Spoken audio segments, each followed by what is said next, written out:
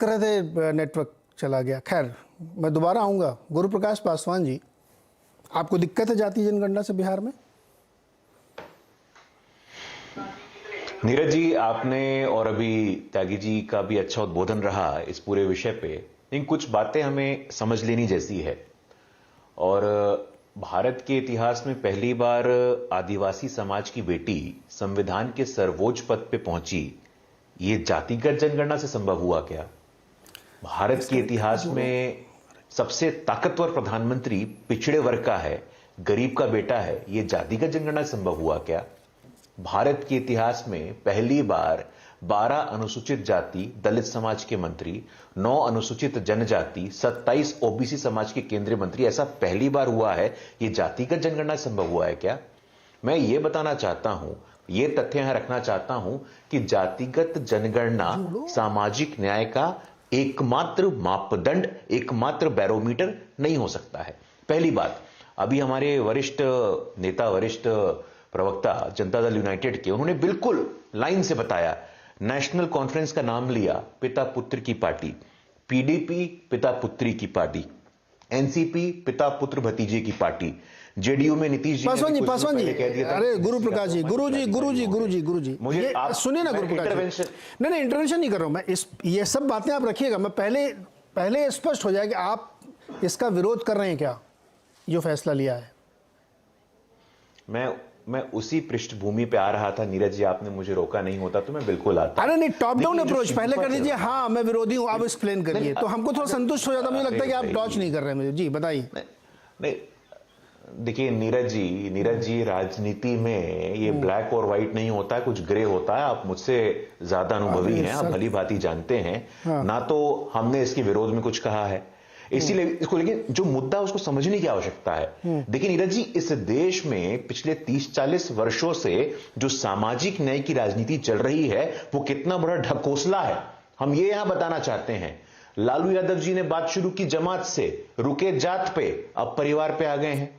नीतीश कुमार जी की यही स्थिति रही, शरद पवार जी की यही स्थिति रही। हम तो आपसे पूछना चाहते हैं, हम तो आपके शो के माध्यम से ये विचार इस पटल पे रखना चाहते हैं कि जितने भी दलों का नाम केसी त्यागी जी ने लिया है, उन दलों में हम लोग जातिगत जनगणना करके देखते हैं कि उन दलों पे जहां पे भी डिसीजन मेकिंग पोजीशन है या सरकार में वो जहां है, क्या उन्होंने पिछड़ों को स्थान दिया है? बिहार पे आइए, बिहार में राष्ट्रीय जनता दल का अध्यक्ष कौन होगा? तो लालू जी होंगे। उनके बाद कौन होगा? तो तेजस्वी जी होंगे। राज्यसभा कौन जाएगा? तो मीसा जी जाएंगी। एमएलसी कौन बनेगा? तो राबड़ी देवी बनेंगी। स्वास्थ्य मंत्री कौन बनेगा? तो तेज प्रताप यादव बनेंगे। अरे ये जातिगत जनगणना है क्या? देश की तमाम पार्टियां जो आज की तारीख में जातिगत जनगणना का समर्थन कर रही हैं, मुखर हो रही हैं, वो सिर्फ और सिर्फ वैमनस्य का भाव लाना चाहती हैं। जबकि मैंने शुरुआत में आपको कह दिया, अनुसूचित जनजाति, पिछड़े क्षेत्र से आने वाली आदिवासी समाज की बेटी को संविधान के सर्वोच्च पद पर पहुंचने के लिए किसी जातिगत जनगणना की आवश्यकता नहीं पड़ी थी। नीरज जी, हमें समझना चाहिए। और अगर पिछले 8 वर्षों का भी आप उठा करके देखिए, पिछड़ा वर्ग आयोग को संवैधानिक दर्जा देने की बात हो तो भारतीय जनता पार्टी, और उसके बावजूद नीट में जब स्थान देने की बात हो तो भारतीय जनता पार्टी, ऐतिहासिक प्रतिनिधित्व देने की बात हो तो भारतीय जनता पार्टी। और यही कारण है, गुरु, बात को समाप्त, पॉइंट ठीक है आपका, यही कारण है। हाँ, पॉइंट आपका ठीक है। तो आप ये कह रहे हैं कि ये जातियों की जो लोग राजनीति कर रहे हैं वो ढकोसला कर रहे हैं। तो जब आप इस सरकार में शामिल थे तभी ये प्रस्ताव पास हुआ था, तब आप साथ में थे। इसीलिए मैंने शुरुआत में पूछा था कि हाँ पक्ष में है या नहीं है। लेकिन अभी रुकिए, अब आप थोड़ा, त्यागी जी आपकी बीच में बात छूट गई थी, और अगर आप चाहें तो गुरु जी के जवाब भी दे सकते हैं, गुरु प्रकाश जी का। जी, जो गुरु प्रकाश जी कह रहे हैं उससे मेरा सैद्धांतिक मतभेद है। एक तो मैं गुरु जी से मैंने पहले भी कहा था, नीतीश कुमार जी ना जात में यकीन करते हैं, ना वो भ्रष्टाचार के समर्थक हैं, और ना वो डायनेस्टिक सक्सेशन के हैं। तो कृपया उनका नाम लेते हुए का आप संकोच बरतेंगे, ये मेरा आपको सुझाव और वो है।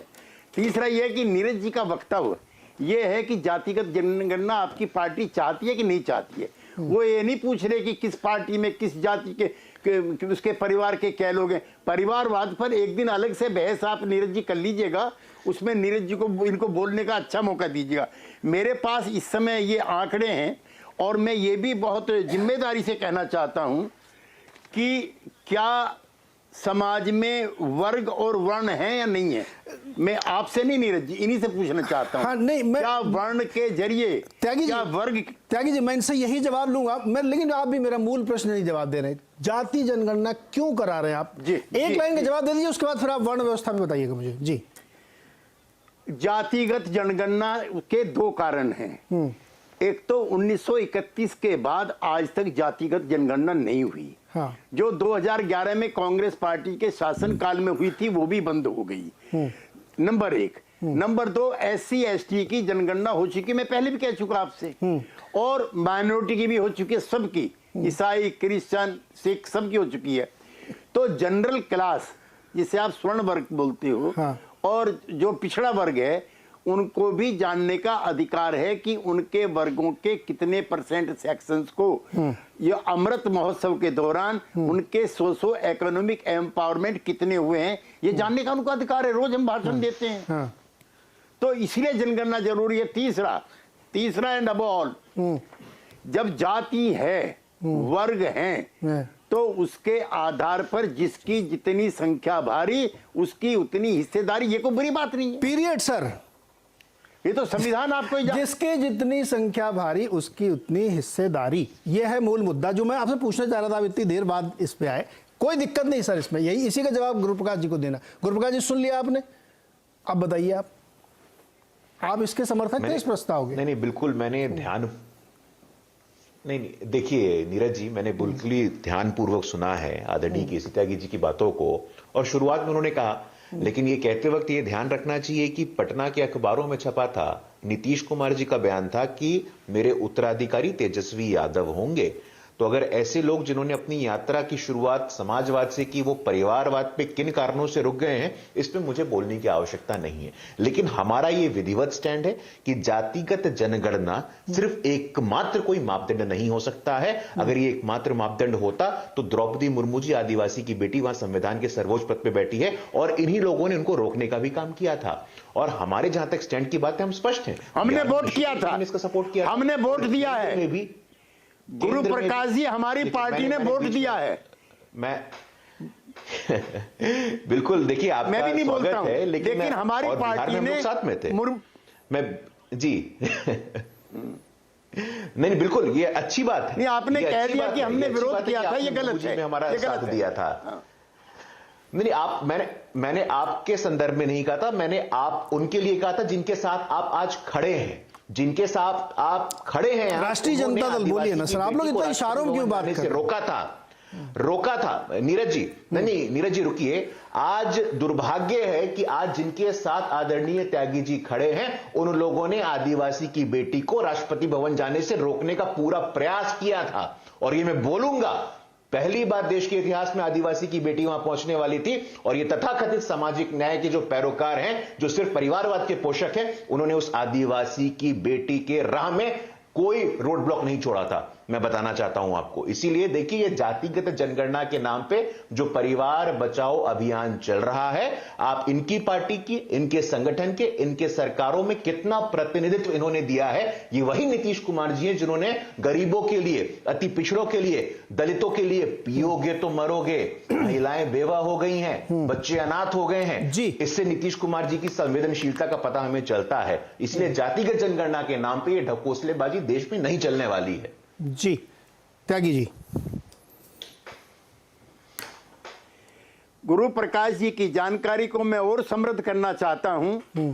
जिस समय इससे पहले राष्ट्रपति का चुनाव हो रहा था, हम उस समय एनडीए में नहीं थे, उस समय हम यूपीए प्लस में थे, यानी कि हमारा महागठबंधन था। और जब कोली जाति के जो पूर्व राष्ट्रपति हैं, उनका नाम जब आया, हमने गठबंधन भी छोड़ा और हम अति दलित महाजाति के कोरी समाज के डॉक्टर साहब के साथ खड़े हो गए। अब जब मौका आया एक आदिवासी महिला को बनाने का, हमारी इनकी तकरार चल रही थी, लेकिन सामाजिक न्याय के नाम पर हमने मुर्मू जी का भी साथ दिया जी, त्यागी जी, डॉक्टर कोविंद का भी साथ दिया। लिहाजा अपने, हाँ जी, नहीं, वो उन्होंने कहा कि हाँ आपने साथ दिया, वो राष्ट्र